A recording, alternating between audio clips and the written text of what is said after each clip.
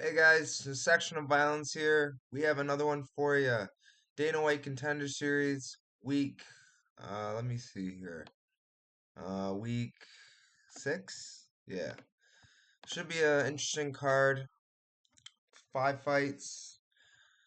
Starting off, we have Yura Naito versus Ataiba Gautier. Now, I think Naito should win. It's pretty self-explanatory. Gautier is an ape. Like he fights, and that's not a racial slur. That is a term I use for people that have no technique.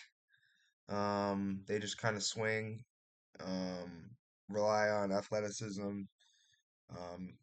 Just powering their way through positions, not using tactical technique. Um, he fought for Titan FC. He's a finisher, so he's dangerous in round one. Gotta keep that in mind.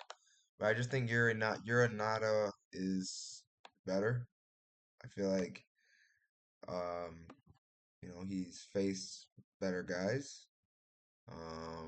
Not by much, but I feel like he should win this fight. Um, Definitely wouldn't want to play this fight as far as it's a very volatile fight. I feel like Naito should have the grappling advantage. But he could get chinned, so not really interested in betting this fight, but if you were to make me pick a side, I'd probably just I don't know. I'd take Naito, I guess, but it's a close fight. Like as far as that round one, round two and three, I would lean more Naito, but round one it's gonna get pretty messy. So watch out for that. I'm gonna go with Yura Naito here. Moving on, we have Taliesin Dixera versus Artur Lopez. Artur Lopez, honestly, he's not that good. Um, he's beat absolute bums to get here. He hasn't had one credible win. Absolute cans he's beaten.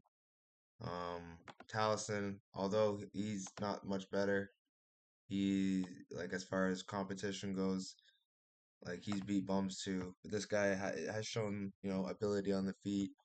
I feel like he is a consistent finisher. I think he's gonna take Artur Lopez out. He's not a lock, he still has some things to prove, but I feel like he will win this fight. He's a prospect out of Brazil that's highly touted in the heavyweight division, so it's just see how he does here. I don't know. He gives me Renan Ferreira vibes. Very long, very, very dangerous on the feet. I'm gonna go with Taliesin Teixeira here as a lock of the card. Moving on, we have Joey Hart versus Benjamin Bennett. Benjamin Bennett, he's all right. Nothing truly any special, like nothing truly special. Um, Trains at an elevation fight team, which is a pretty good gym. Um, but honestly, I just something about him, man. Like he's just nothing special. He got TKO by Trey Waters. I remember that fight. Um, he has some okay striking, pretty mid, if you ask me. You're fighting someone like Joey Hart, who's long like Trey Waters, pretty similar in their styles. I think Joey Hart is gonna, find the KO here. I'm gonna go with Joey Hart, finding the KO similar to Trey Waters with the knees to the head or one of his limbs with elbows. He's just in my opinion, the cleaner striker on the feet.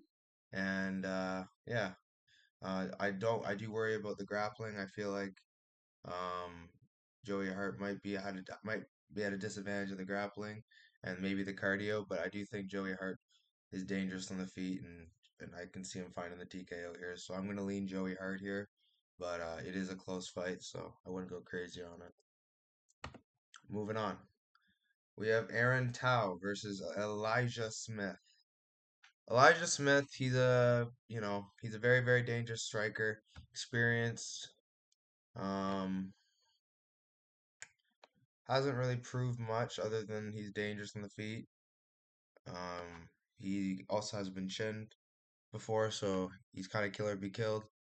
Um, his cardio hasn't shown to be bad. and his grappling's pretty decent. He found he found a submission over the Fury FC legend Dimas Chapa. I gotta go with Elijah Smith here just because Aaron Tao has not done really anything as of note that like is impressive.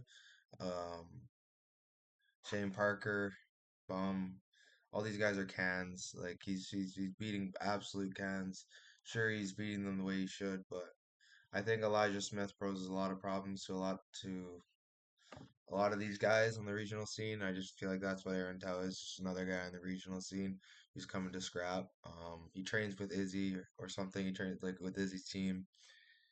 I just think Elijah Smith is very, very dangerous. I mean, I could be wrong about Izzy's team. Let me check.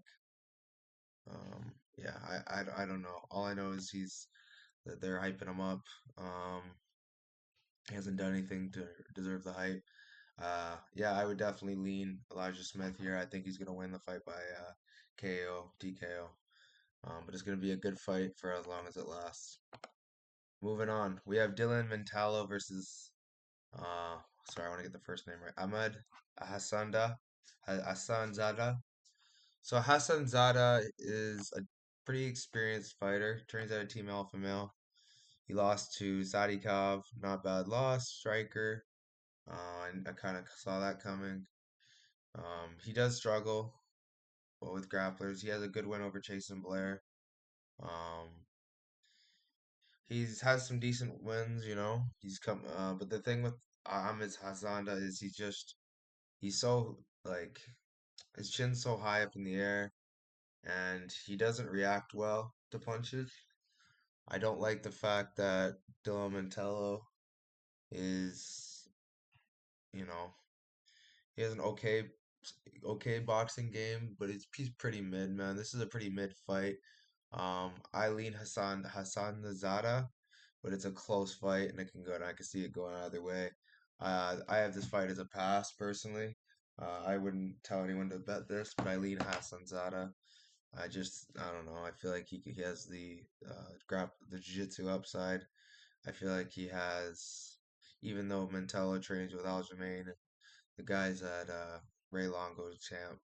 But I don't know, man. I think Hassan Zada has been doing his thing on the regional scene, and yeah, I'm gonna go Hassan Zada here, but it's not no confidence, and honestly, I don't even want to think about betting this fight. So if I'll give you guys my top three most confident picks, number one would be Taliesin Texera. Number two, I'd have to go. Um, that's where it gets tricky. Number two, I'd go Naito, and number three, I'd go Hassan Zada. Alrighty, guys, like, subscribe. You know the drill. I'll catch you next time. Peace.